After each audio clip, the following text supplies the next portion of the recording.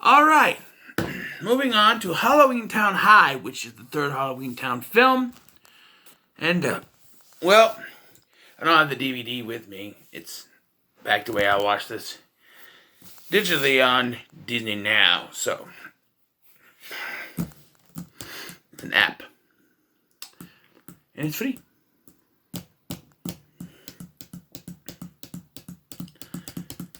Look, I don't hate this movie, but there's... How do I even start this? There's some problems with it. First of all,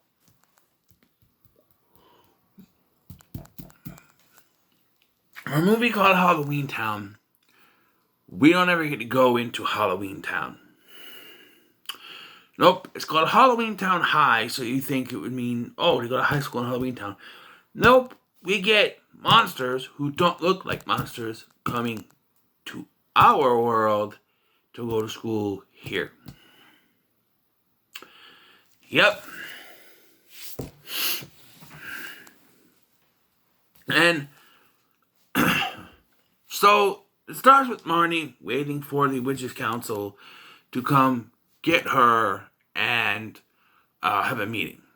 They grant her permission to bring a handful of students, like 5 or 6, from Halloweentown to the mortal world.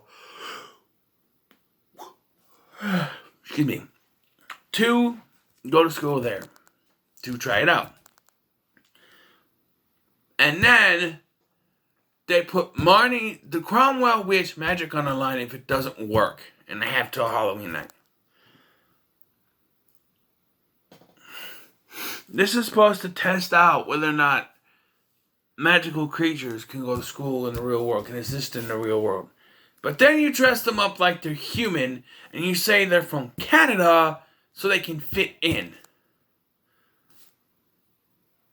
What? And that makes less sense when we find out who the villain actually is.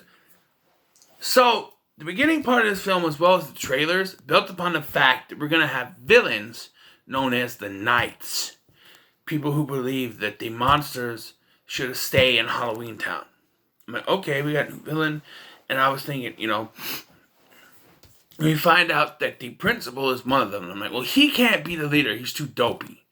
And I remember thinking, it's Cal. He's connected with the Knights, and he's working together. And then we find out it's the guy who allowed them to come to the mortal world in the first place. He's Ethan Dalloway's father. He's the head of the Witches' Council. And his plan was for the monsters to not blend in with the humans so that he can take the Cromwell magic and be all powerful.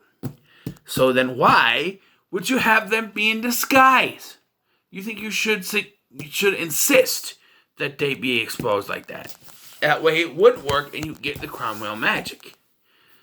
But I understand you don't want to draw suspicion, but... And I think it's very stupid. Like, you think, because once you find out that there's the Knights, you find out that the principal's one of them, you're like, okay, but he's too dopey to be the leader of this, to be behind this whole thing. Somebody else has to be behind it.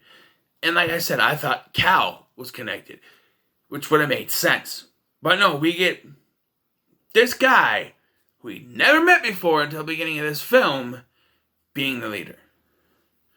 It could be Cal, or it could be Calabar still alive. It would have made sense, either one of them.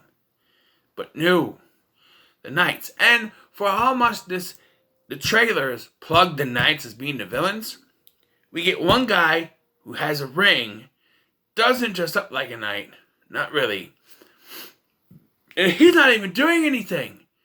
They have Ethan, the guy's son, the head of the Witches' Council's son, sabotage stuff until he has a change of heart and decides, no, I'm not doing that anymore. So essentially, our two villains don't actually do anything until the climax when Dalloway shows up, starts causing trouble. And then they play a love interest game with Marnie. past two films, she hasn't really had a love interest. There was Luke, but there really wasn't, in the first one, it wasn't really much of anything. In the second film, it was sort of Cal, but then he was a villain, and they didn't even hit anything with Luke. So she shouldn't have a love interest. All of a sudden now, she's got to have a love interest. And he's the comic relief. Basically, he's around just for funny stuff to happen around him. And I'm sorry, that takes away from the film for me. It's like, and then we have more comedy stuff with Aggie, because now she's becoming a teacher. And her joke is, she keeps using magic, and because they can't explain it, they keep switching her to different classes. No, I get maybe the principal's doing this so it spreads throughout the school and people say, hey, each class I'm in, this same teacher, that would work. But they don't build upon that. And she keeps using magic, which for some reason doesn't work towards their plan. I don't know. It just doesn't make sense to me. It's disappointing when you were hoping. I remember being kind of disappointed with this when it first came out, because I was hoping for an actual sequel to this, because we were promised Cal would come back. We don't get that. And then the trailer promised Knights. We don't get that. We get a villain, a hidden villain who's revealed, and we don't even know who he is because we've seen him for one or two scenes earlier in the film. And keeps popping up saying, hey, hi, how's it going? But no.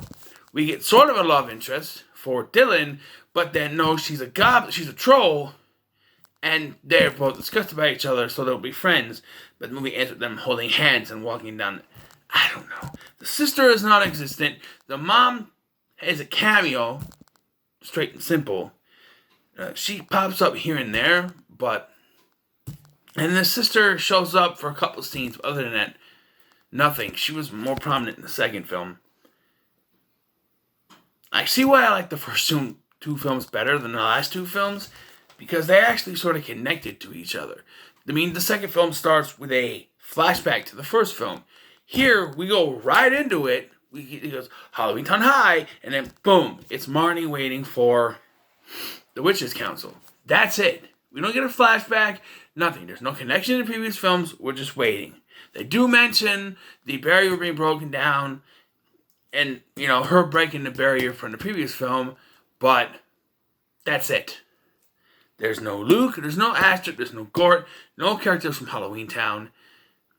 We don't even go to Halloweentown. I think I already mentioned that. We don't even go to Halloweentown, so calling it Halloweentown High. Because like I said, when you think Halloweentown High, you think, oh, they're going to go to high school in Halloweentown. But nope. And once you think about it, it wouldn't make sense because Marnie was 13 in the first film. Second film took place 2 years later. Takes place 2 years later, which means she would have been 15. So she had already been in high school then.